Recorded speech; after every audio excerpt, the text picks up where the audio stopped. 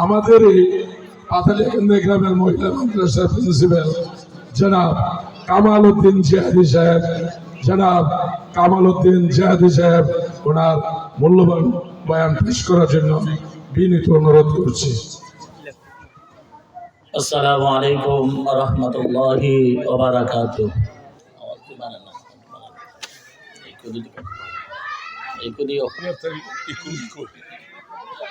নাহমাদুহু ওয়া নাস্তাঈনুহু ওয়া নাস্তাগফিরুহু ওয়া নু'মিনু বিহি ওয়া নাতাওয়াক্কালু আলাইহি ওয়া নাউযু বিল্লাহি মিন শুরুরি আনফুসিনা ওয়া মিন সাইয়্যাতি আমালিনা।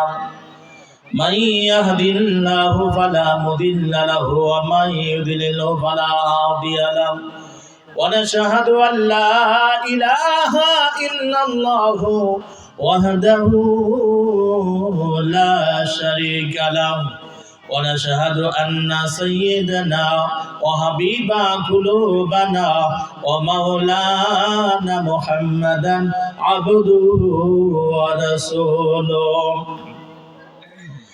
الذي أرسله بالحق بشيرا ونذيرا وداعيا إلى الله بإذنه وسراجا منيرا. أما بعد فقد قال الله تعالى في كلامه المجيد وفرقانه الحميد. أعوذ بالله من الشيطان الرجيم. بسم الله الرحمن الرحيم. إلا الذين آمنوا وعملوا الصالحات صدق الله المولانا العظيم.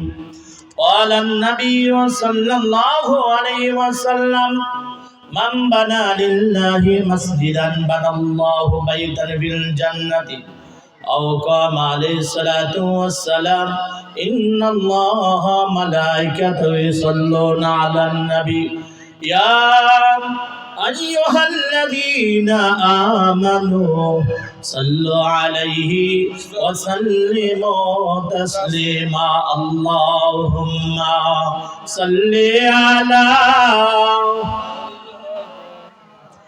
مولانا محمد وعلى آله مولانا तुम्हारी मन तुम्हारा माल संगे जाइबे कबरे बाड़ी गाड़ी টাকা পয়সা সবে রইবে পড়িয়া। আল্লাহুম্মা সাল্লি আলা সাইয়্যিদানা মাওলানা মুহাম্মদ ওয়া আলা আলি সাইয়্যিদানা মাওলানা لا إله إلا الله لا إله إلا الله لا إله إلا الله بدر مدينة কেমন যাব বুঝিনা। দয়াল আল্লাহ দয়া কর পুরাও মনের বাসনা। লা ইলাহা ইল্লাল্লাহ লা ইলাহা ইল্লাল্লাহ লা ইলাহা লা ইলাহা ইল্লাল্লাহু মুহাম্মাদুর রাসূলুল্লাহ সাল্লাল্লাহু আলাইহি ওয়াসাল্লাম। আলহামদুলিল্লাহ, পাতালিয়াকান্দি মধ্যপাড়া যুব সমাজ ও মসজিদের উদ্যোগে ইসলামী মহাসম্মেলনের সম্মানিত সভাপতি সাহেব এবং ইসলামী সুন্নি মহাসম্মেলনের দূরদূরান্ত থেকে এলেম পিপাসী ও আল্লাহ রাসূলের আশেকগণ, পর্দার মা বোনেরা, মহান আল্লাহ তাআলা দরবারে লাখ লাখ শুকর আদায় করি যিনি আমাদেরকে জান্নাতের বাগানে বসার সুযোগ করে দিয়েছেন, সে মহান স্রষ্টার দরবারে প্রাণ খুলে শুকর গুজার করে আলহামদুলিল্লাহ। এটা একটা মসজিদের মাহফিল, এর মধ্যবার একটা মসজিদ, সকলে জানেন যে মধ্যবার একটা মসজিদ আছে। এই মসজিদ সম্বন্ধে কি করা, এই মাহফিলটা আজকে আয়োজন করেছেন যুবকরা। এই মসজিদের আদানে কিয়ামত পর্যন্ত জারি রাখে আল্লাহ। মসজিদের পরিপূর্ণতা কাজগুলি যেন আল্লাহ তাআলা কাজগুলি যত কাজ আছে আল্লাহ তাআলা যেন পরিপূর্ণতা ভাবে করে দেয় বাকি কাজগুলো। এখানে মসজিদ শুধু করলে চলবে না, মসজিদের খোরাকও কি করতে হবে, তৈরি করতে হবে। মসজিদের তো খোরাক হলো মুসল্লি। মুসল্লিরা যখন মসজিদে যাবে মসজিদ খুশি হবে। হাসরের ময়দানে মসজিদ সাক্ষী দিবে আল্লাহ তাআলার সামনে। আমার ভাইরা, মসজিদ আল্লাহ তাআলা দরবারে বলবেন, আয় আল্লাহ তাআলা, দুনিয়ার জগতের ভিতরে আমাকে মসজিদ বানাইয়া ইবাদতের ঘর বানাইয়া দুনিয়াতে আমাকে রাখিয়াছো গো আল্লাহ, কিন্তু মহল্লাবাসীরা মসজিদে আসে না গো ঠিক মতন। আমারা ঠিক মতন খোরাক দেয় না, আমারে ঠিক মতন তোর কি করে নাম, আমারে ঠিক মতন দেখাশোনা করে নাম। আল্লাহর কাছে ফরিয়াদ করবে, আল্লাহ তাআলা তার ফরিয়াদ গুলি গ্রহণ করিবে। এখানে মসজিদ মাদ্রাসা আল্লাহ তাআলার কাছে ফরিয়াদ করবে যে আল্লাহ এই এলাকার জন্য মসজিদ ইবাদতের ঘর বানাইছ, কিন্তু ইবাদত করার জন্য এলাকাবাসী আমারে প্রয়োজন মনে করে না। এলাকাবাসীকে যতক্ষণ পর্যন্ত জাহান্নামে না দিবা ততক্ষণ পর্যন্ত আমি মসজিদ এই আদালত থেকে বাহির হব না। আল্লাহর নবী বলেন, হাসরের ময়দানে মসজিদের কথাগুলো গ্রহণযোগ্য হবে। আরে ভাই, যে মসজিদে গিয়া যেখানে আমি আপনার শ্রদ্ধা দিলাম ওই শ্রদ্ধার জায়গাতে আল্লাহ তাআলার কাছে সাক্ষী হয়ে দাঁড়াবে। মসজিদে আমি আপনি যখন মসজিদে যাই, মসজিদ হাসরের ময়দানে আল্লাহ তাআলার কাছে বলবে, আল্লাহ গো, এই লোকটি জাহান্নামে দিও না, এই লোকটি আমার সঙ্গে জান্নাতে দিয়ে দাও। সুবহানাল্লাহ। অনেক মুসল্লি আছেন মসজিদে গেলেন, তারা ঘোরা করেন, কিন্তু ঠিক মতন মসজিদের হকগুলি আদায় করে নেন, রুকু সাজদা ঠিক মতন আদায় করে না। আল্লাহর নবী বলেন, দুনিয়াতে যারা মসজিদ তৈরি করলো, মহান আল্লাহ খুশি হইয়া জান্নাতের মাইরে তার জন্য একটা বালাখানা তৈরি করে দিবে। সুবহানাল্লাহ। নবীজির এক সাহাবী ছিলেন, যার নাম হযরত তালহা রাদিয়াল্লাহু তাআলা আনহু। তালহা রাদিয়াল্লাহু তাআলা আনহু তিনি মসজিদে যাইতেন, 5 ওয়াক্ত নামাজ পড়তেন, কিন্তু ফজর ওয়াক্ত নামাজ শেষ করিয়া সালাম না ফিরিয়া দৌড় মারতেন। নবীর সাহাবীরা নবীর কাছে আরজ করলেন, ইয়া রাসূলুল্লাহ, আপনার সাহাবী তালহা 5 ওয়াক্ত নামাজ পড়ে সুন্দর মতন তাসবিহ জপে, মসজিদের হকগুলো সুন্দর মতন আদায় করে গো নবীজি, কিন্তু ফজর নামাজ শেষ করিয়া তিনি তাসবিহ পড়েন না, জিকির করেন না, আপনার কথা শুনেন না গো নবী গো, তিনি দৌড়ে চলে যায়। কারণটা কি? আল্লাহর নবী ডাক দিয়ে বলেন, সাহাবীরা রে, এ সাহাবী, আমার সাহাবী তালহাকে বসার জন্য বলল আগামীকাল। সাহাবী তালহা রাদিয়াল্লাহু তাআলা পরের দিন যখন আসলেন, আল্লাহর নবীর সাহাবীরা বলেন, তালহা আজকে সালাম ফিরে যাইতে পারবা না, তুমি বসো। নবীজি বলছে বসার জন্য। তালহা বসলেন, বসিয়া নবীজি নামাজ শেষ করিয়া মুসল্লির দিক ফিরাইলেন। কুসি মুসল্লি আছে কিছু দেখবেন মসজিদের মধ্যে সালাম না ফিরাইতে দেরি, দৌড় দিতে দেরি না, আসেনি? দৌড় দিতে দেরি না, এবারে না নামাজ দৌড় মারে। নবীর সাহাবী কেন দৌড় দিলেন? আল্লাহর নবীর নামাজ শেষ করে ডাক দিলেন, এ সাহাবী তালহা, কেন তুমি সালাম ফিরে চলে যাও? বাকি সবাই বসিয়ে বসিয়ে তাসবিহ জপে রে, তোমার কারণটা কি? তোমার কি কারণে তুমি চলে যাও? আল্লাহর নবীর সাহাবী যখন এই কথা প্রশ্ন করলেন তালহাকে, তালহা রাদিয়াল্লাহু তাআলা এমনি তিনি চোখের পানি ছেড়ে দিলেন মসজিদের ভিতরে। মসজিদের নববীতে তালহা রাদিয়াল্লাহু কান্না দিয়ে সাহাবারা কান্না চলে আসলো। নবীজিও কান্দেন। এমনি জিজ্ঞাসা করে, তালহা কেন কান্দো? তালহা রে কি উদ্দেশ্য তুমি চলে যাও? তালহা রাদিয়াল্লাহু তাআলা আনহু ডাক দেলেন, ইয়া রাসূলুল্লাহ, ইয়া হাবিবাল্লাহ, আল্লাহ তাআলা আমাকে এমন গরীব বানাইছে গো, যেখানে আমার আর আমার স্ত্রীর মাঝে একটা কাপড় শুধুমাত্র। ওগো নবীজি, আমার স্ত্রীর একটা কাপড়, আর কোনো কাপড় নাই। কিন্তু আপনার তালহা সুন্দর মতো নামাজগুলো আদায় করে গো নবীজি। ফজর রক্ত সময়টা কম, এখানে দৌড় দিয়ে চলে যাই গো নবী গো। আমি যখন মসজিদে আসি, আমার বিবিকে উলঙ্গ একটা গর্তের ভিতরে রাখি আসি। আমি 4 ওয়াক্ত নামাজ পড়লাম, এবং কি ফজর রক্ত যখন নামাজ দাঁড়াইলাম, নামাজ শেষ করলাম, দেখেন সূর্য উদয় হয়ে যাবে, সময়টা একদম কম গো নবীজি। এইখানে দৌড় মারি আমার বিবি কেন আমি উলঙ্গ অবস্থায় গর্তে থাকবো, আর আমার এই পরনের কাপড়টা পরিয়া আমার বিবি নামাজও দাঁড়াইবেন, নামাজ পড়বেন গো নবীজি। নবী গো, এই কারণে আমি সালাম ফিরে চলে যাই, আর কোনো আমার কারণ নাই। এই করোনা অবস্থা দেখিয়া আল্লাহর নবী কান্দন শুরু করলেন, সাহাবারা কান্দন শুরু করলেন। সাহাবীরা রে, দেখো এই সাহাবী তালহা এমন গরিব আল্লাহ বানাইছে, একটা কাপড় পরিয়া তার স্ত্রী আর তিনি সব সময় নামাজও দাঁড়ায় থাকে। সুবহানাল্লাহ, সুবহানাল্লাহ। আর আমার আপনার কতগুলি কাপড় আসেনি, কাপড়ের অভাব নাই, কিন্তু নামাজের অভাব। নামাজের কথা জিজ্ঞাসা করলে, ভাই নামাজ পড়লেন না কেন? হুজুর কাপড়টা পরিষ্কার না, কাপড়টা না পাক, কাপড়টা পরিষ্কার না।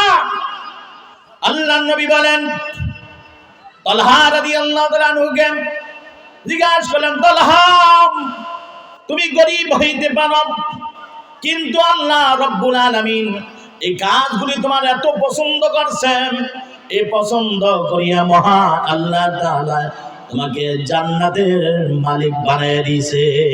সুবহানাল্লাহ, সুবহানাল্লাহ। এখানে ভাই আমরা যদি নামাজ পড়ি, আল্লাহর নবী বলেন, আস-সালাতু মিফতাহুল জান্নাত, নামাজ বেহেশতের চাবি। কিসের চাবি? বেহেশতের চাবি। আল্লাহর নবী বলেছেন, হাসরের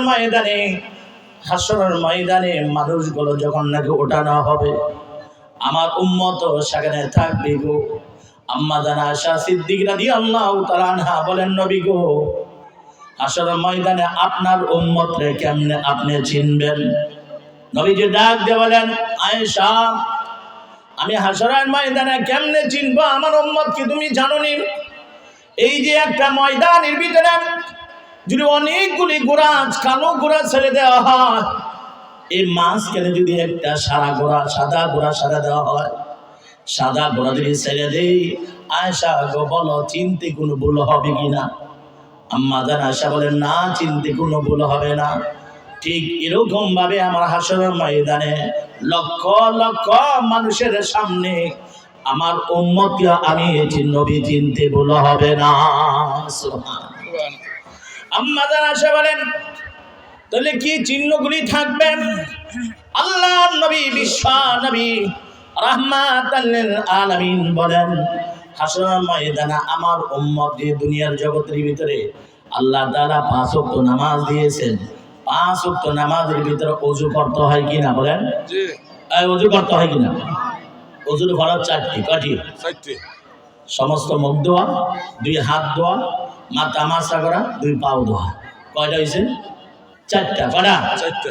আমার আপনার নবী বলেন, আমার উম্মত যখন নামাজে দাঁড়ায়, 4টা অঙ্গ পরিপূর্ণভাবে যখন সে দুইয়া নামাজ পড়ে মৃত্যুবরণ করে হাসরের ময়দানে উঠবে আল্লাহর সামনে, আল্লাহ তাআলা তার কপালে একটা নূরের জ্বলজ্বল দিবে। সুবহানাল্লাহ।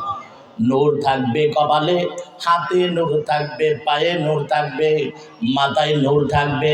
নবীজি ডাক দিয়ে বলেন, আয়েশা আমার উম্মতকে আমি চিনতে ভুলবো না আমি নবী হাসর ময়দানে আমি আমার উম্মতের নূরে আর নূরে উজ্জ্বলতা দেখব। সুবহানাল্লাহ। আমার ভাইয়েরা বন্ধুগণ, এখানে নামাজ দরকার আছে কিনা? আল্লাহ নবী বলেন হাসর ময়দানে সর্বপ্রথম মানুষকে উঠাবেন, উঠাইয়া আল্লাহ তাআলা বলবেন আউয়ালু মা ইউহাসাবু বিহিল আবদু ইয়াউমাল কিয়ামাতি as-সালাহ। আল্লাহ তাআলা সর্বপ্রথম প্রশ্ন করবেন নামাজ পড়ছো কিনা। নামাজ সর্বপ্রথম প্রশ্ন করবেন নামাজ পড়ছো কিনা। যদি নামাজ পড়তে পারো, যদি নামাজ পড়ো তাহলে রুকু দাও, সেজদা দাও। দেখি অনেক লোক মিথ্যা কথা বলবে, আল্লাহ নামাজ পড়ছি দেন না হুজুর দেখায় হাতুরা নাচকা থেকে কি নামাজ পড়বেন, সবাই হাতুরা দেখি না। পরের ভোগ তো আর বিচারেই পায় না, পরেও তার বিচারে পায় না। আল্লাহর সামনে সবাই হাত উঠাবে, আল্লাহ আমরা নামাজ পড়ছি। তা আল্লাহ বলবে সেজদা দিয়ে দেখাও। আল্লাহ জানেনি বাদ পারে বলি সব কিছু জানে কিনা আল্লাহ তাআলা। আল্লাহ তাআলা বলবে তুমি সেজদা দিয়ে দেখো। তোমরা যে নামাজ হয়ে দাও, সেজদা দাও, রুকু দাও। যারা নামাজ পড়ছে তারা রুকু সেজদা ঠিক মতন দিতে পারবে, আর যারা পড়ে নাই আল্লাহর সামনে মিথ্যা কথা বলতে তারা পিঠটা আল্লাহ তাআলা সোজা করে দিবে। নাউজুবিল্লাহ। এখানে আল্লাহ নবী বলেন as-সালাতু মিরাজুল মুমিনিন, as-সালাতু মিরাজুল মুমিনিন। নামাজ মুমিনদের জন্য একটা মেরাজ। নামাজ মুমিনদের জন্য কি মেরাজ। নামাজ যে ব্যক্তি পড়লো স্বয়ং আল্লাহর সঙ্গে তার সাক্ষাৎ হয়ে গেল। সুবহানাল্লাহ, সুবহানাল্লাহ। নবীজি বলেন যে আল্লাহ তাআলা আমাকে মেরাজের রজনীতে আল্লাহর সঙ্গে সাক্ষাৎ করার জন্য নিয়ে গেছেন। সাক্ষাৎ করার জন্য আল্লাহ তাআলা নিয়ে গেছেন। আল্লাহ তাআলা 5 ওয়াক্ত নামাজ দিয়েছেন, 1 মাস রোজা দিয়েছেন আমার উম্মতের জন্য। যদি আমার উম্মত এই 5 ওয়াক্ত নামাজ পড়ে, স্বয়ং আল্লাহ বলেন ওগো নবীজি যারা 5 ওয়াক্ত নামাজ পড়ে তাদের কি পুরস্কার। আপনাকে আমি দুনিয়া থেকে 7 আসমান 7 জমিন উপরে নিয়ে আসলাম, সিদরাতুল মুনতাহা আরশ মুআল্লা পর্যন্ত আপনাকে নিয়ে আসলাম। আপনি আমার সঙ্গে সাক্ষাৎ করলেন, কথা বললেন। ওগো নবীজি আপনার উম্মতকে 5 ওয়াক্ত নামাজ দিয়ে দিলাম। আপনার উম্মত যদি 5 ওয়াক্ত নামাজ পড়ে, আমি আল্লাহ কথা দিলাম 5 বার আমি আল্লাহ তার সঙ্গে গিয়া সাক্ষাৎ করিব। আমার আপনার নবী প্যারা নবী বলেন হাসরের ময়দানে আল্লাহ তাআলা নামাজীদেরকে বলবে ও নামাজীরা সাজদা দাও, সাজদা দিবে। নামাজি ব্যক্তিরা সত্যি সত্যি সাজদা দিবে, রুকু দিবে। কিন্তু মৃত্যুকারীরা যারা হাত উড়াইয়া বাটপারি করছে, দুনিয়া তো বাটপারি করলো, আখিরাত তো বাটপারি করলো, এই বাটপাটির আল্লাহ চিনি কিনা বলেন, চিনি কিনা? আল্লাহ বলবেন এরে বাটপারে দলগুলো, দুনিয়ার জগতের ভিতরে আমি আল্লাহ রিজিক দিয়েছি, আমি আল্লাহ সব সময় তোর খাদ্য দিয়েছি, কোন জিনিসের অভাব দেই নাই। আমি মসজিদগুলি ইবাদতের ঘর হিসাবে তৈরি করে দিয়েছি রে, কিন্তু নাফরমান রে তুই খাইয়া আমার কুফরিগুলি করছ। আল্লাহ বলেন কাইফা তাকফুরুনা বিল্লাহি ওয়া কুনতুম আমওয়াতান ফাআহইয়াকুম। দুনিয়ার জগতে কুফরি করছ আমার নিয়ামত খাইয়া খাইয়া, কুফরি করছ নিয়ামত খাইয়া খাইয়া। দেখেন গাগিয়া বইয়া আজান হয় মসজিদের ভিতরে, নামাজ হইতাছে, তোর খবর নাই। আসেনি এরকম মুসল্লি আমাদের গ্রামে? আসেনি? দোকানপাট হাজার হাজার লোক বসে রয়েছে, মসজিদে আজান হইতেছে, জামাত হইতেছে, খবর নাই। আসেনি? কিন্তু এগুলি থেকে আমরা আদের ভাই সুন্দর মতন যদি ইবাদত গুলি করি, এই মসজিদের উদ্যোগে আজকের মাহফিলটা যুবকদের জন্য, যুবকরা করছে, সুন্দর হয়েছে। কিন্তু সুন্দর হবে যুবকরা, যা মহল্লাবাসী সবাই মিলে যে মসজিদের খোরাকটা সুন্দরভাবে দেয়, সুন্দরভাবে ইবাদত গুলি করে, আল্লাহ খুশি হবেন, হবে কিনা? আল্লাহ খুশি হবেন, নবীও খুশি হবেন। এই আজকে মেরাজ রজনীতে আজকে এই আবাদতের স্থানগুলি আমরা সকলে আবাদত করার জন্য সকলে তওবা করে আজকে এখানে ওলামে আসবেন, হক্কানি ওলামে কেরাম করা কাছে আমরা হাতে হাত ধরে তওবা করিয়া আমরা ইবাদতে লিপ্ত হব। আল্লাহ তাআলা সকলকে যেন সে তৌফিক দান